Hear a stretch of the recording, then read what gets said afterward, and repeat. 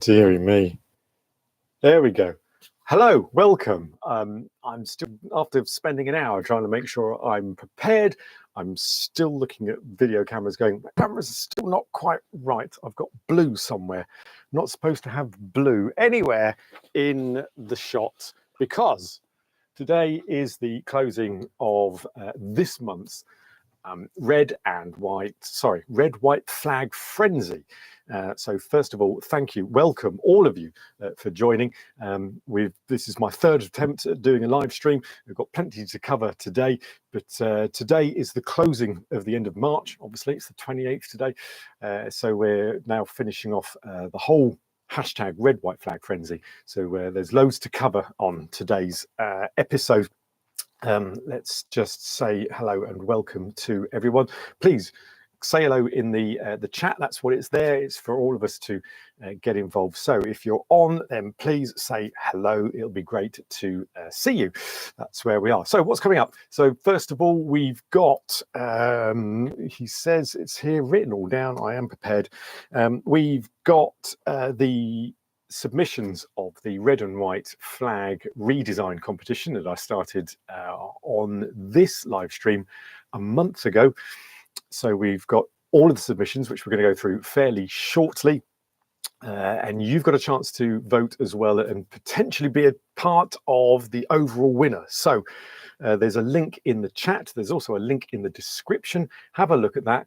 Have a look at the submissions that are available. Vote on your favourite, and we'll have a look at the results at the end of the show. But first of all, we'll have a look at all 14 submissions that have come through, which have been great, and they are marvellous.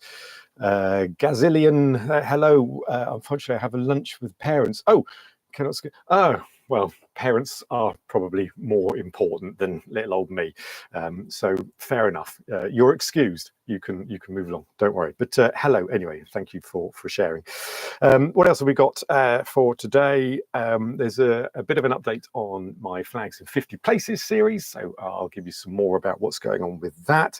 And then the back end of the show, we've also got what's going on in April next month as well on Flags in Focus. So there's that to look forward to, as well as revealing the winner of the Red White Flag redesign competition, and we've got some great ones. So as I said, get voting, get involved as well on that, get chatting as well. I'd love to hear from you about what your favorite red and white flags are. We talked about it a little bit last month. Let's carry on that conversation. For those of you who are new to the channel, welcome. I'm Mr. P, otherwise known as Tareth, but either or. This is the Flag Lair, full of red and white flags, just to close off this month. There was no other reason for doing red and white other than it's a good idea, and why not? And it's been an interesting month, but I'll come on to more of that a little bit later. Frederick. Hello, Frederick. Hi. And the little baby as well. Say hello from us. So, hi.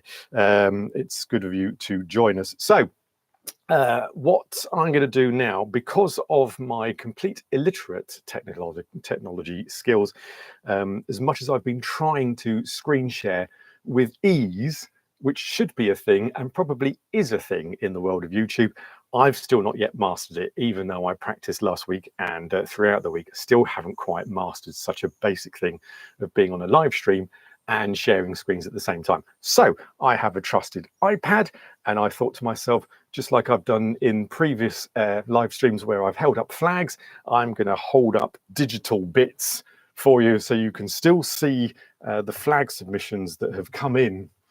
And I'm going to do it that way because I can and I will, and I've yet to have a proper lesson on how to do it. I've even downloaded software to try and work it out. So no, it's not. For some reason, I can't get it. But anyway, right, as I say hello on the chat. Let's get chatting. It's, gosh, it's 10 to already. I've been 5 minutes of just blathering away of complete and utter nonsense. So, what I'm going to do now is, once I've logged into this, is start sharing the submissions that we've got for the red and white. Right. Okay, let me just make sure I am ready with what it is that I am doing. And I've got all the details that I need in front of me to be able to view and share. So let's get rolling. Who else we've got? William. Hello. It's Friday. It's lunchtime.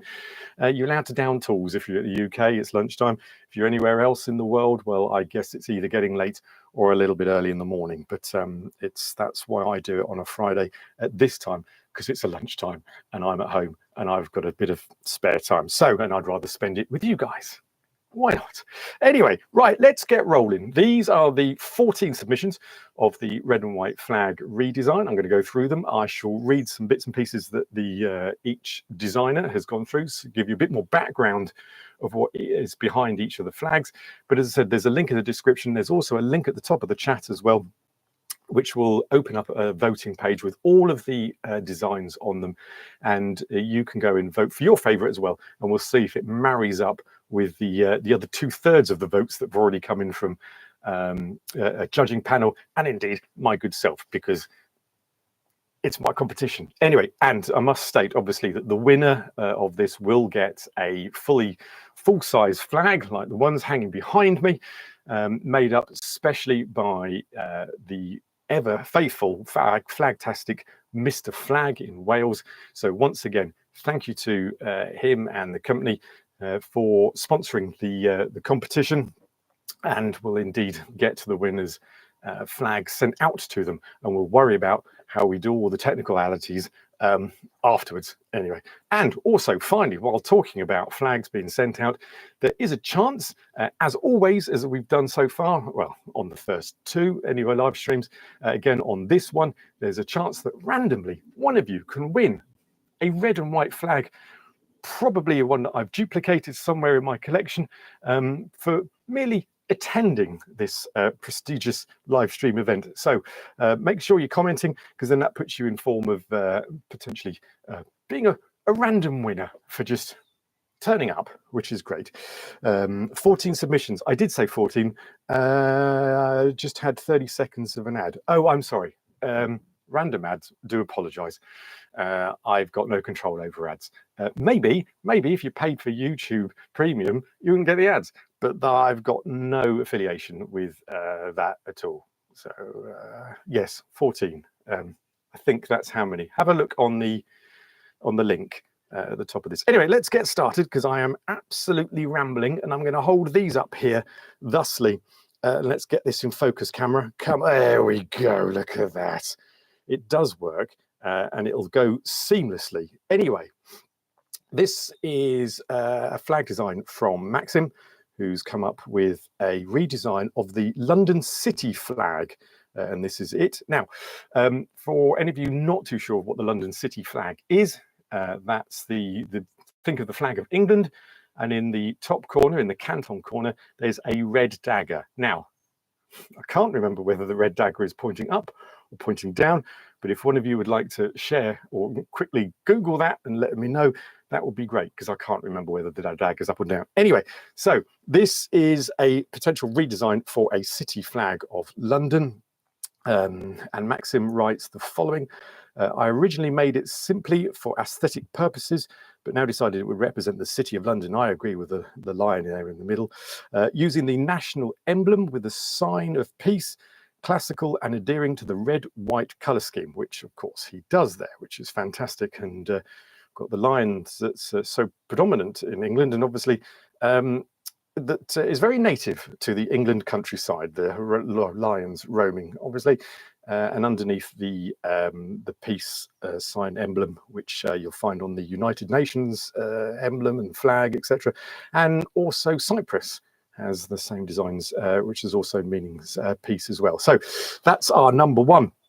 And I do like, there is elements of Austria, I suppose, going on here, which I get, but I think overall the white middle with the emblem going on in the middle, coat of arms almost, but really pushes it out. And I think the red and white works really well on this one. So I am rather pleased with that one. Okay, let's keep going. What have we got next? This is Jacob with our first of a few Monaco redesigns. Don't forget to confirm the dagger points downwards for the City of London. Thank you, Alan. That's great. Yes, it was one way or the other. So that's cool. I am surprised there is no sword on the design. Okay, got you with that. Maybe the lion holding a sword would have been. Maybe if you lion was holding a sword, perhaps. Is that what we're saying? That potentially could have worked. Upwards. Did I say downwards? Even though I'm reading your words saying upwards, did I say downwards? I just get too excited and therefore flustered with this whole thing. Anyway, let's keep rolling. Where are we next? Jacob and our first Monaco design. Here we go. There we go. Look at that. Oops. Oh, no. See, already I'm just being all thumbs and no fingers. There we go. Right. Let's get that straight. It's a good design. Right, here is a redesign of the flag of Monaco, and it's white background with a shield of a white fleur-de-lis to symbolize the French Riviera and the French influence. And above the shield, it has a crown to symbolize, let's get that straight, to symbolize the royal family of Monaco. There we go. I like the whole sort of almost Union Jack flag thing going on behind it, which is quite impressive. But anyway, it makes the central emblem stand out again, and that's a beautiful design. The fleur-de-lis as well comes across perfectly, and I like the slightly different odd ratio going on here.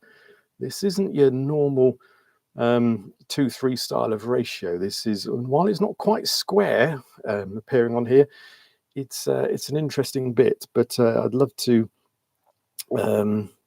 get your thoughts on that one, because it's quite impressive. Busy, I'll grant it that. It's a busy flag, and you know my thoughts about busy flags, but I still think it looks pretty impressive. And to be fair, with Monaco's non-busyness that it has at the moment, could take a leaf out of the book of what's going on here. But there we go. That's a first of Monaco that we've got going through here. Let's keep this up. Now I've got to remember how to pronounce this. I have to go through a number of changes on how I pronounce things sometimes, because it's really, my pronunciation is on some of these places that I don't often frequent is outstandingly awful. Right, anyway, Fernando has come up with a proposed flag, which is thusly. I think this is really quite clever. You need to just focus as well on the blue elements there. Right, so the lozenges, Frederick, we'll come to those on a future Monaco design. Come, just hang fire. But I hear what you're saying. It's a good point. Right.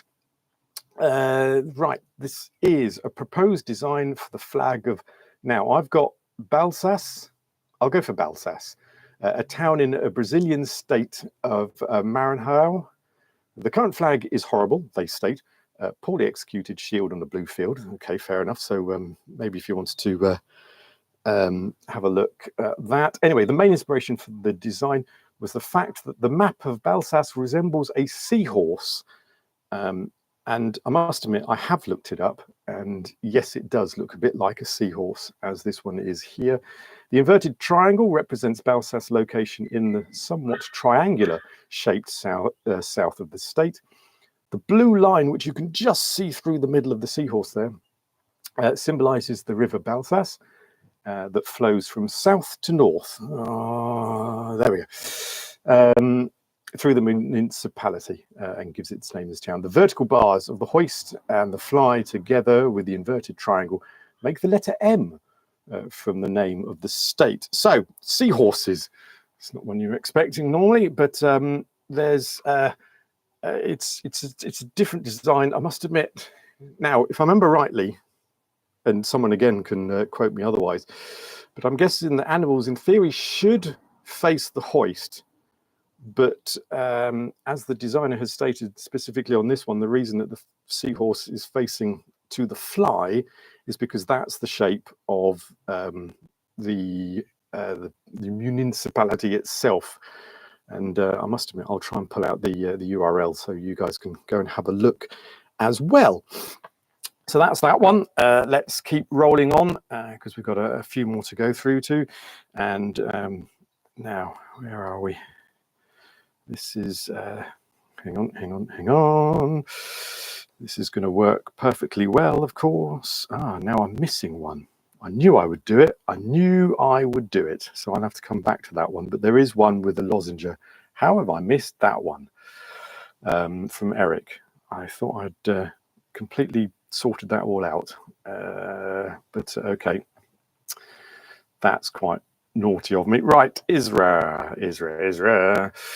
This is, I heard it a lot in the news recently.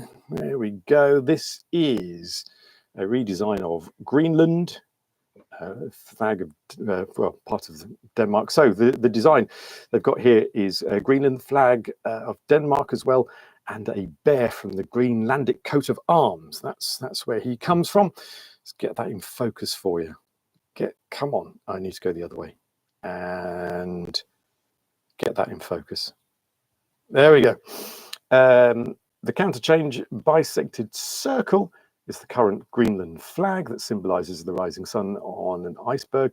The Scandinavian cross from Denmark symbolizes Greenland under the Danish administration, which I think probably the entire world now knows that for different political reasons, which I shall not go into. The polar bear is from the Greenland's coat of arms, symbolizing strength and fauna of the Greenland. And the white obviously symbolizes peace and the Arctic Ocean. Now, I quite like this one. We've got obviously the bear facing the hoist as well on this one. And it's taking the iconic Greenland design and is a good design of, or a good interpretation and amendment, I say, of Greenland itself, or Greenland's flag, which is just there, hanging up at the moment. So, and obviously introduces the Nordic cross into the mix, which is rather good, and I'm rather pleased with that. So I think that's quite a good design. If you've got any other opinions, please drop them in the comments. That's what it's there for. That's what we're here for. Right, what have we got now? Another Monaco flag. This is from Vexillology, Malaysia. Vexillology Malaysia. It's really not that difficult. It's just me. Anyway, so let's get this one. No, that's see. There is a better way of doing this. I absolutely appreciate that, but there we go. Right. This is the design of the lozenge flag, or officially known as the princely flag of Monaco. The design is a quadrisection. I love that word. Quadrisection flag. Does that mean that Panama is a quadrisection flag as well?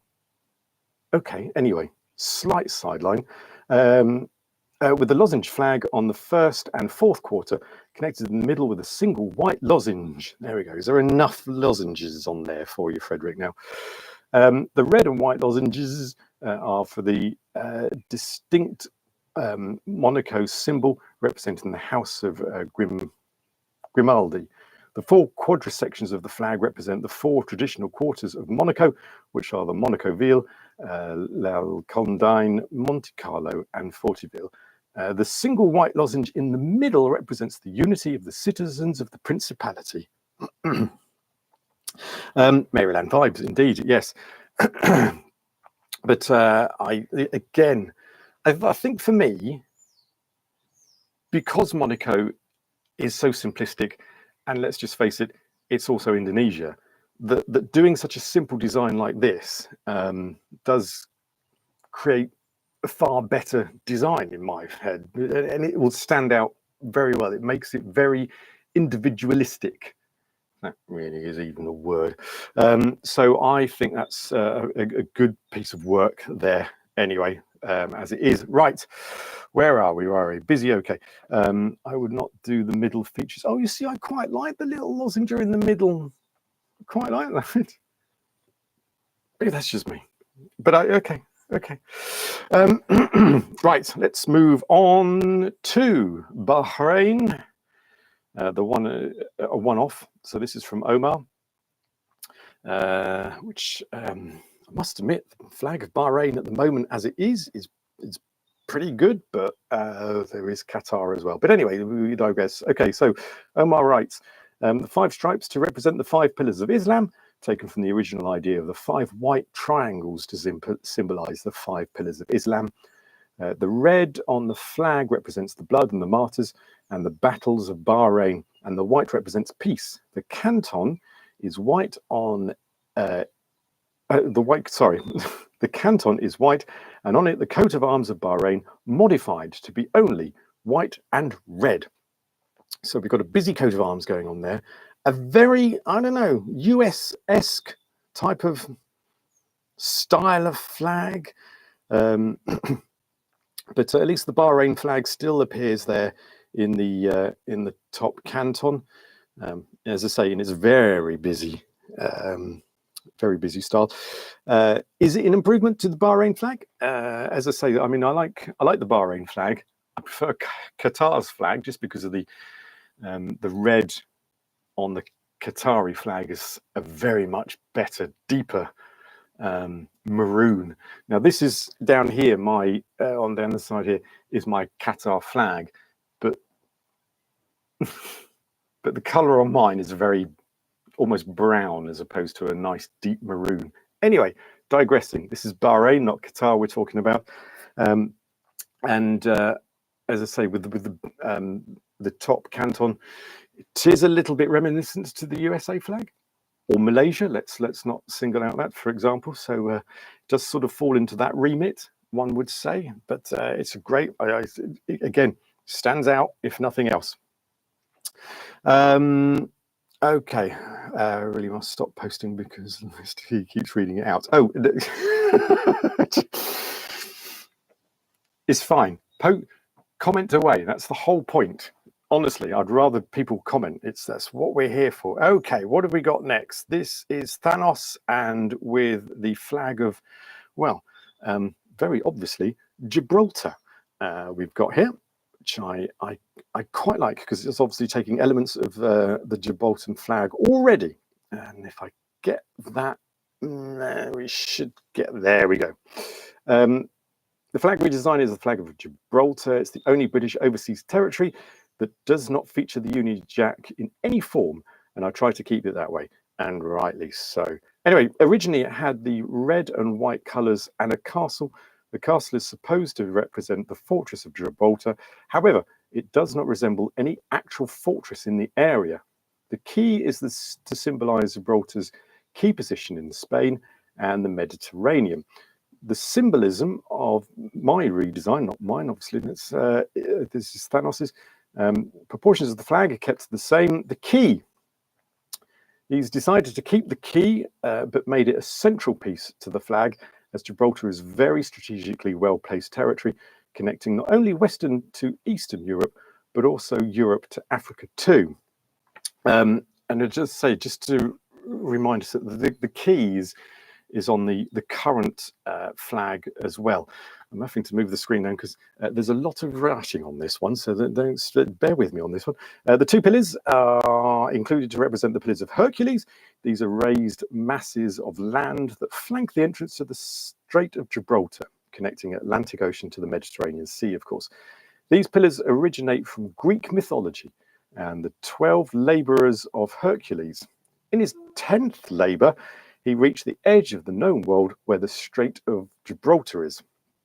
There are 2 main versions of how the pillars were formed. One, the break-in mountains. Now, this is news to me. Today's a school day for me about these 2, the pillars of Hercules. Anyway, so number 1, the break-in of mountain. I love how these are opposite. Hercules splits a giant mountain in half, connecting the Atlantic Ocean to the Mediterranean Sea, or narrowing the strait. Hercules pushes 2 land masses closer together, to prevent sea monsters from entering the Mediterranean. The pillars marked the limit of the known world. The northern pillar, Cape Mons, is what we know today as the Rock of Gibraltar. I quite quite like the story on that one. My Greek mythology is limited, to say the least, but it's always good to learn a little bit more about what's going on there. Anyway, and just to finish this off, because there's just one little bit more, Thanos has decided to give the white colour the role of the sea foam from waves, as it's based on the tip of the Iberian Peninsula. The waves from both the Mediterranean Sea and the Atlantic Ocean splashing on its shores. I mean, I must admit, with this design, the key, which is obviously, I think to me is the main element here, really stands out here. A, because it's not red or white, but that's really not the point, but it does emphasize the point of the key. And it's quite a unique flag, if you think about it. That would really stand out amongst any other that's fluttering in the way.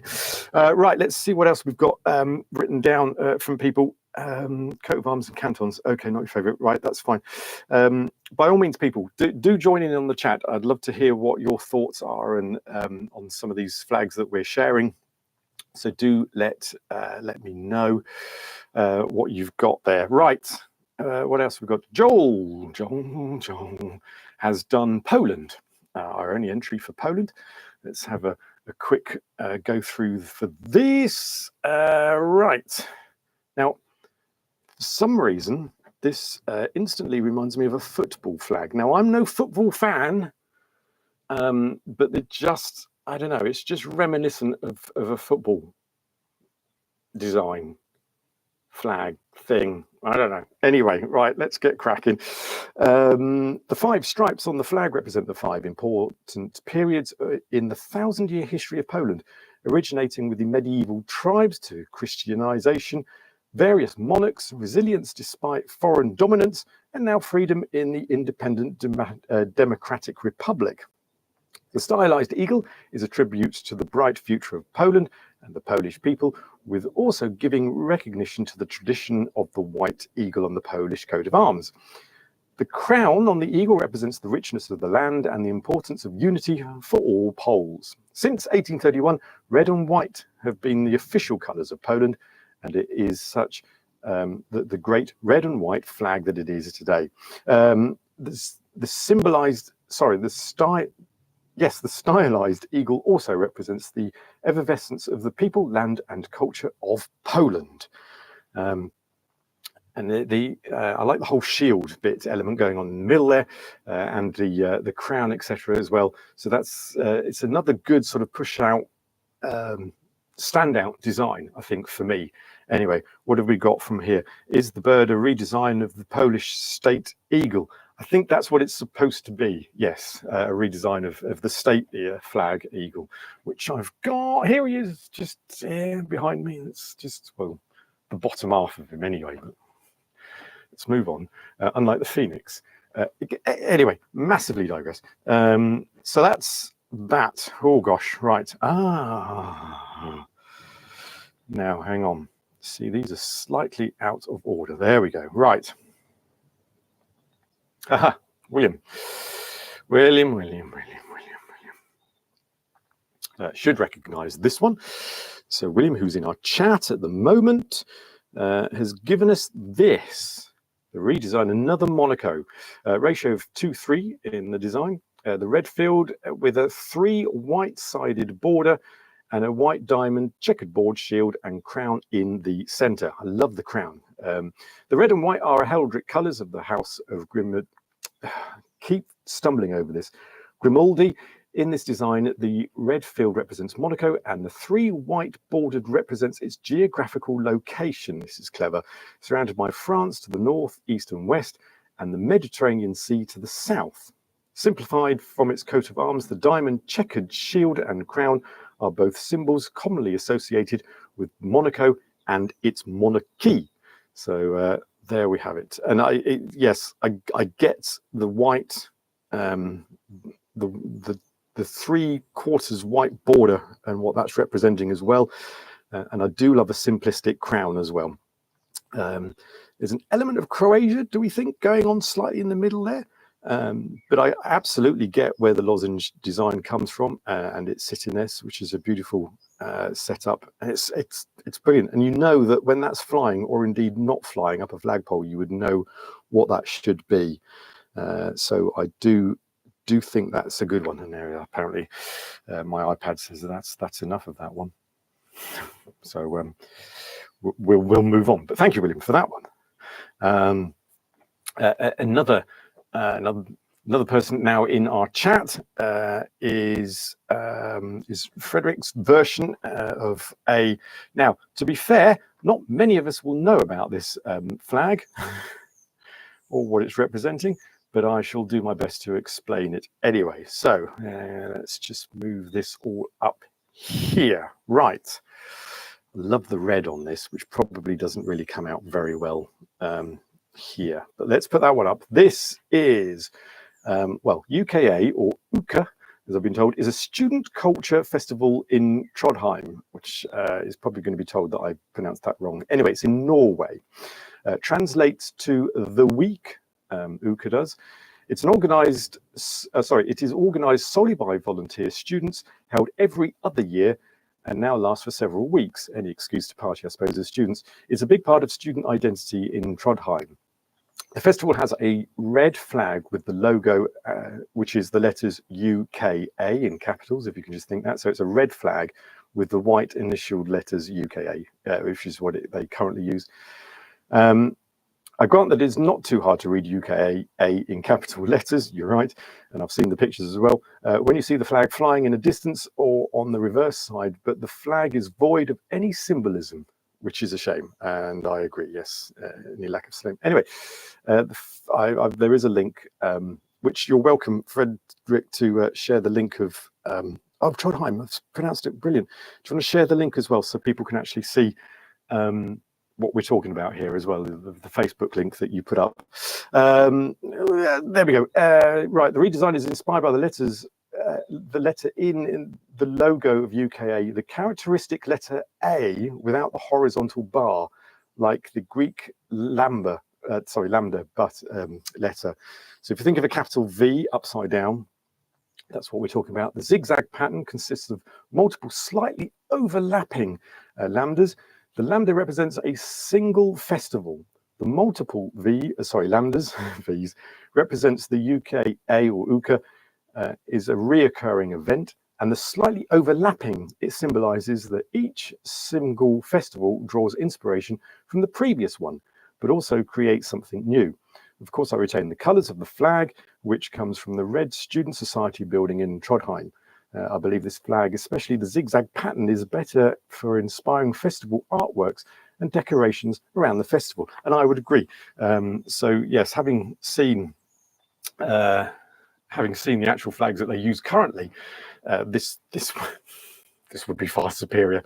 And you're right. I think how you can then utilize this design throughout various parts of that student festival is probably limitless, I would have thought. I mean, I suppose it's limitless what they've got with the UKA at the moment. However, this is a very good design. Right, what else have we got? Anything else coming up?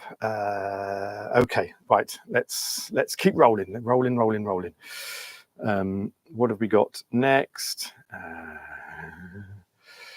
Oh, that's what I need. I need an up button, and I need to make that slightly bigger so I can read it, because my eyes are not as good as they were. Right, okay.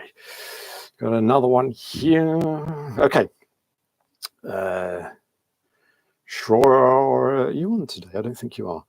Right, okay, so this is the hang on. Oh, Birmingham. This is the redesigned flag of Birmingham, Alabama, USA, or Birmingham, whichever way they want to pronounce it. Anyway, the hoist side flower and star is the new symbol of the city, inspiration taken from the state flower, and the star from the current city flag. The middle fly X, as we can see there, that X that's coming through the saltire, taken from the state flag, so Alabama's state flag, which is a white field with a red cross. Think Scotland, but red in the middle and a white field. The white, where was I? Now put myself off. The white section to highlight the city being part only. Sorry, let me start this again. There's the saltire in the middle. The white section of that cross is to highlight that the city being only a part of the state as a whole. The fly side, the red and white stripes, show the connection to the USA. Birmingham was an important part of the civil rights movement in America, and for this reason, it is important to have a strong connection to the American flag. There we go. The flag of the hoist is specific to broad representatively. The specific city elements are positioned closest to the hoist to show the most stability and city identity, anchoring all citizens. As you move towards the fly side, you get progressively less specific. So I see where you're going. So the whole flag is a journey from the city on the hoist side with the flower, moving to the state in the middle with the X, and then moving to the national flag symbols on the fly, which I think is no point reading that out now. I've just summarized it. Ultimately, it is important to show the relation of the important historic city to the state and the country. So another great design. It's well thought through. I love the saltire link as well on the side here. So that's all coming out throughout that flag, and great. It just pops out. And I think if you look at Luke's Instagram page as well, he's redesigned all 50 state flags in just red and white, and he's currently, as we speak, posting those up for everyone to see as well. So there's some really very good designs coming through on that as part of the hashtag Red White Flag Frenzy.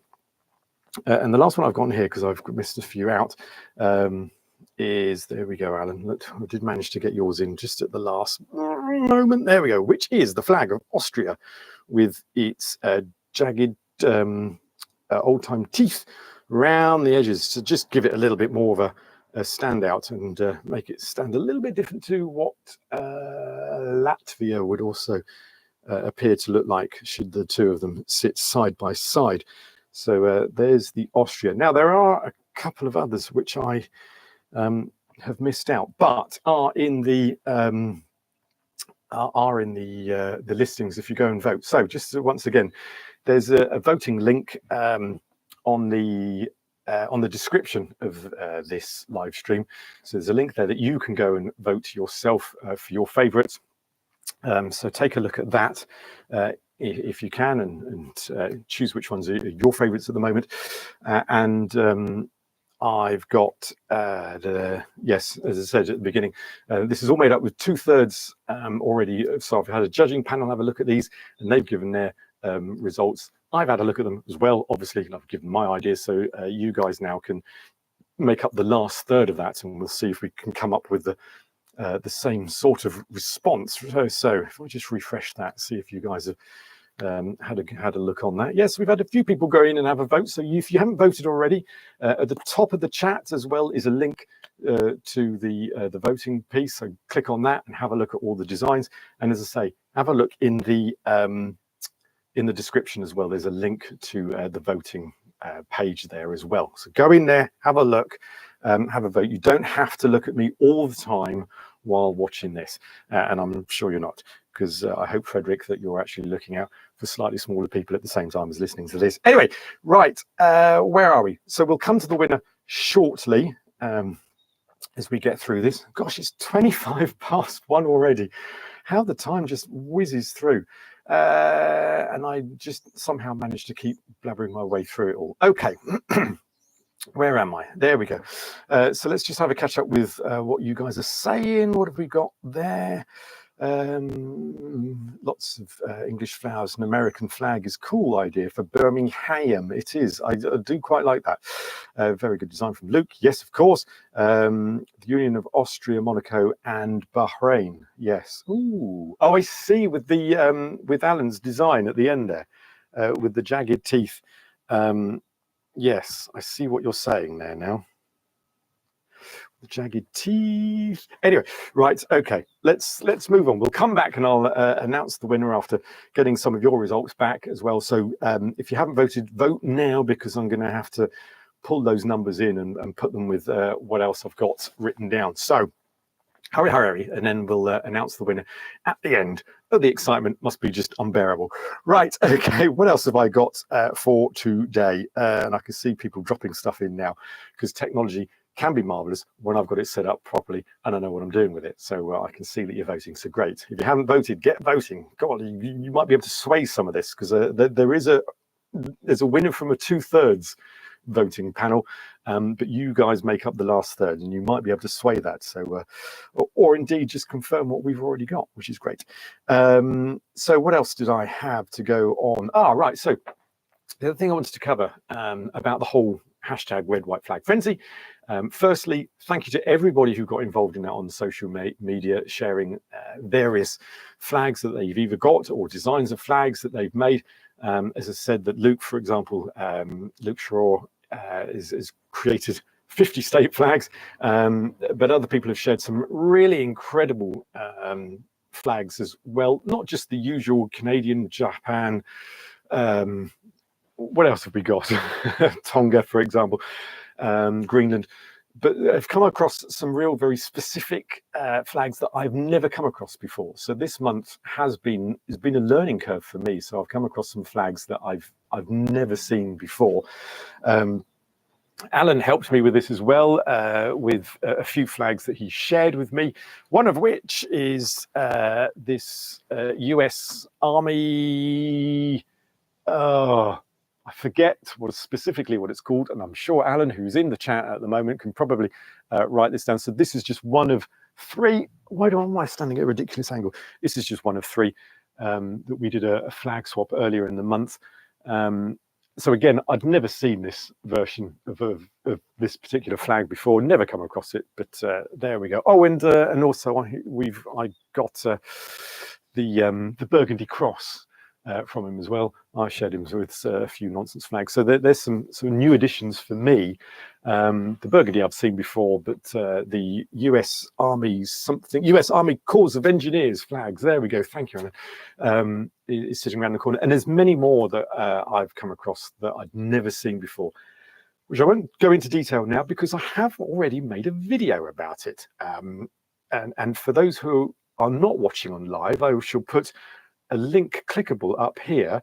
For those of you who are alive at the moment, there's nothing there at the moment. However, I will link the video that talks about where I review some of the more obscure flags that you guys on social media have shared on the hashtag Red White Flag Frenzy. So again, for me, thank you very much for that, because it's been a discovery of more flags that I didn't know about, and that's the whole point of it. That was more than what I got out of it wanting to do. So that was brilliant, fantastic experience for me anyway. And I hope you guys, if you've got involved in doing this for this month, came across some flags that you had never seen before, which is great. But if you watch the video, I can guarantee you there's some flags in there that you have not seen before. Out of all the ones that I showcase on that video, there'll be at least one you will have not seen. So I'll get that link out for you shortly. So that's that. Couple of more things that I just want to cover.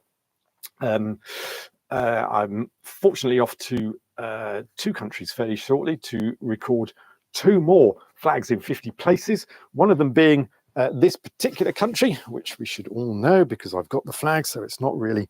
Let's make sure I've got this right way up and the right way round. There we go. It's Spain, yeah. So yes, I'm off to Spain in a few weeks. Oh, it's actually not a few weeks. It's next month. A month after next. Gosh, I'm getting way ahead of myself. But I think my point, and there's the pillars. Look, the pillars on the Spanish flag that we were talking about in Gibraltar. It's the pillars of Gibraltar. Anyway, I suppose we keep quiet about Spain and Gibraltar because it's not a thing. Anyway, so I'm currently trying to get right an episode to cover the Spanish flag and the history of it. Now, I'm fully aware that the history of Spain is in its flags is massively huge, and I'm trying to get some inspiration on how to condense that at the moment. If you've got any thoughts and ideas on either what I do need to cover in the Spanish flag episode, what I can leave out, and how I can mash that all together, because obviously there's a huge history through the Spanish flag designs over the centuries. including the burgundy one. I'm sure that gets a play in it somewhere. And also, one that I've, which I thought I had, and this morning was looking for quite merrily, going, I've got it here somewhere, and then realised that the flag in my head, that when I found it, was not actually the one I wanted, and that's Mauritania. Now, the Mauritanian flag, unlike the Spanish one, doesn't have a massive history about it. But it'll be great to visit Mauritania and cover its flag. But again, while on the Spanish side, I'm trying to reduce all the details into a small episode. With Mauritania, there's not much there. There's the gosh, was it France or Spain? I forget now which ruling, and then after that, they came up with a Mauritanian flag, which was just originally green with the yellow crescent moon facing upwards with the star above it. And then they did a referendum in 2017, 16, where they added red lines at the top and bottom. And so I'm looking for a bit of inspiration how to cover that a little bit more excitingly than what I've got. So again, if you've got any thoughts and ideas of what I should cover in the Mauritania episode, then by all means, let me know. There is the 2017 Mauritania update. Yes. And there was a bit, I think, in 2017, we're going massively off piece now, where they simply added the red lines to the then current version of the Mauritanian flag, but they've since officialized the Mauritanian design into something slightly different. I think the crescent is a bit more in your face. I can't quite remember how that all goes. Anyway, so yes, if you've got any ideas, then do let me know. That's what we've got. Anyway, coming up in April next month, which starts Tuesday for those that are on live. If you're watching this later, well, it's probably already April, if not in the past. Anyway, so what I've got coming up in April, I've got the Andorra episode, so another flag in 50 places where I visited Andorra, which is an interesting place. We were staying in Barcelona at the time and took a day trip to Andorra, and it was small and very, very hilly. I don't know. If you've been to Andorra and you love it, then please let me know. I just found it rather small. Anyway, I've done an episode about the Andorran flag, what it is, yada yada. So that'll be out next week. The other things I've got in Doha, there's a flag plaza, which I covered back in the 2022 football world thing while I was there. As I've said before earlier in this episode, I'm not a massive football fan, but it was an excuse to go to Qatar anyway. Anyway, so I've got an episode that covers very briefly all the flags in the Flag Plaza, which the Flag Plaza is a huge area in Doha, obviously, that has the flags of all of the embassies that are based in Qatar. So you do find the, where is it? Have I still got it here? You do find the, there's Bahrain. I've got it somewhere. Anyway, it's here. Is it this one? Out the way, Japan. So this is flying there as well. If I can quite get that out, if Japan will get out of my way, there we go. The Northern Territories of Cyprus has its flag flying in Doha as a recognised embassy in there. So this flag flies there, interestingly enough. Not one that you see all that often outside of Northern Cyprus, to be fair. Anyway, so that's that one. And then I've got the Lithuanian episode when I was out there a few years, last year in Lithuania, but a focus on all three, the national, the state flag, and the other flag of Vitus as well. So I cover that. And then just to give you a tease of next month's live stream, we're talking science fiction, sci-fi flags. So if you've got any thoughts and ideas, I've got here already, and I'm doing my best not to open it, but I've got some sci-fi flags in here, which I'm desperate to open, but I'm determined to keep them and probably forget what I've got in there for next month. And there's a reason I want to do it at the end of April. If some of you that way mind realize what the beginning of May talks about. So science fiction flags next month. So if you've got any thoughts, ideas, or if you want to share anything for next month, that's what we're talking about then. People are still voting, which is good, because I'm just picking up my iPad to close this one off now, because we're getting dangerously close to the bitter end. We've gone past my hour and a half ahead in how long this will be, but we're still going strong. And I'm just totting up. Let me refresh that now that I've just seen that's another one that's just dropped in. And let's just see if I can add that to that. Oh, look, yes. So your results equate to what the judging panel and indeed myself came up as the overall winner of the Red White Flag redesign. And that is, and as I said before I announced it, the winner is going to get a proper full 5x3 or 150 by 90 centimeters flag made up by Mr. Flag, sent out to them. I may just ask for a copy of myself, because I do like this one. And therefore, the winner of this month's Red and White Flag redesign is, also as voted by you, is the flag of Birmingham, Alabama, in the USA. And that goes out to Luke, who's pulled that one together. And it's a great design. And he also, amongst others, he's given a bit of a breakdown. In fact, let me just show that to you as well. A bit of a breakdown of how the flag's made up, as I described earlier. There you can see at the bottom the current Birmingham flag, in the middle the Alabama state flag, and then the USA flag, just to show you how it all fits together.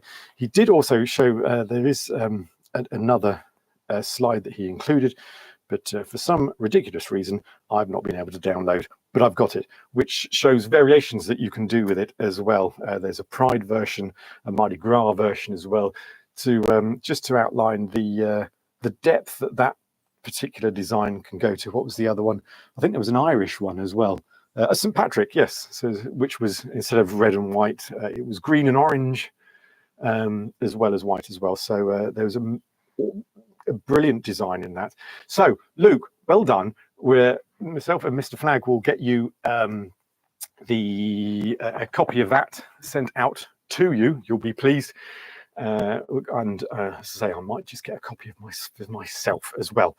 Right, before we finish off then, people, anything that we've got from you guys? Cover the referendum of, oh yes, of the Mauritania. I will most definitely cover the referendum of Mauritania, because it talks about the Senates and abolishing that as well. There's some interesting bits about that.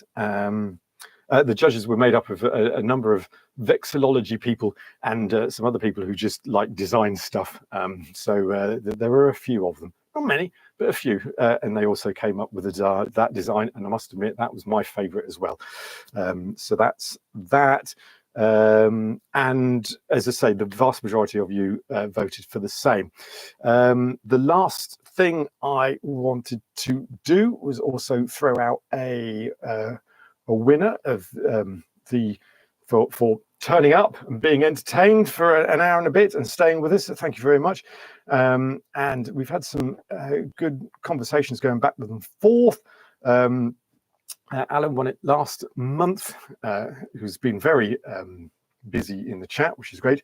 However, Frederick, as you've been equally busy in the chat, I will be happily able to send out a flag for you to say thank you for joining in and getting involved. And I want to say to and I'll reach out to you and we'll sort out how to get that posted to you and what to get to you as well. So that's another flag winner and Flags in Focus. So thank you to those that you joined. Thanks very much. I'll be back again this time next month, last Friday of the month. So join me then. But as I said, there's a plethora of other episodes to go, and we'll leave it there. So thank you very much for joining. Hope you enjoyed it.